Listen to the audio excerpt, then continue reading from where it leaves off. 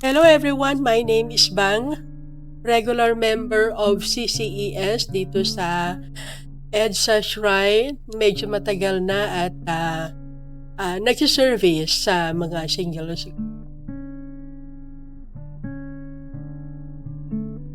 Of course, meron. Being human being, dumadaan din ako. Yung relasyon, I can say na hindi ako ganun kadalas na nagiging attentive sa mga nangyayari sa akin.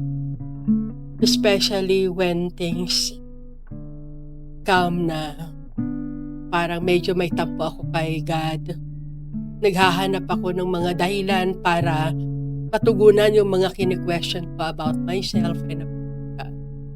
So, consistency, I do my best to get back to where I had been, but definitely dahan-dahan kasi kapag nagtampo ako, medyo bongga. At nire-recover ko naman yun because I know that there is something is missing, so I have to get back to where I had.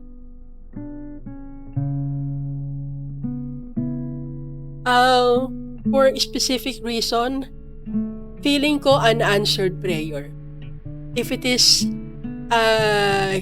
keeping too long for waiting, feeling ko hindi na ako napapansin, feeling ko hindi na ako napagbibigyan, o feeling ko mahirap bang ibigay yung prayers ko, kaya hindi siya ibinibigay. So, yung waiting period, doon ako nadadapa. Doon ako napanghihinaan ng loob. At doon nadidevelop yung tampo or naiinis ako or something like that.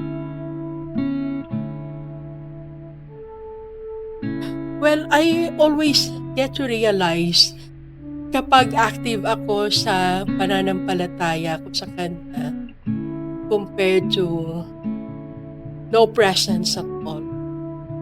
I knew then that there's always something missing.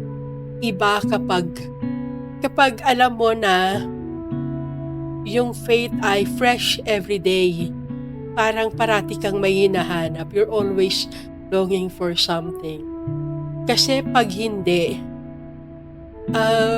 wala parang nandun ka lang sa isang sulok, nagtatanong, walang gana, walang maisip na ibang gagawin. Kahit meron, ang sagot ay parating meron.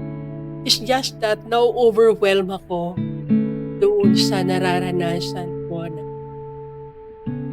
na pagka hindi ako napagbibigyan sa gusto ko or sinasabi ko, I've been waiting for too long. And that hurts me a lot. Pag feeling ko, hindi ba ito para sa akin? So I do give myself so many questions na in the end, ako rin naman ang makakahanap ng sagot in due time. Stay still, manatili kung saan ka. Kasi it gives us joy kung saan tayo nakakakita ng mga dahilan para lumakas, maging fresh yung pananampalataya every now and then. May mga kaibigan na nag-i-invite na ganito gawin natin o ganitong gawin natin.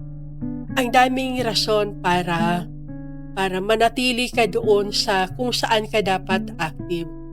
Kasi if we let things happen on the negative side, lalo tayong natutukso with so many temptations that we hardly find to resist. Tapos we never know na hindi na tayo makaalis doon.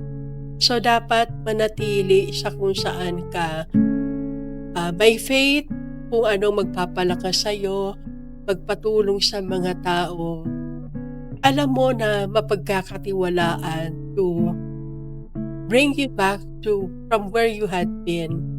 Marami kang pwedeng i-share sa kanila and do And listen to others also para matuto ka at matuto rin sila sa. Yun lang po. Thank you so much.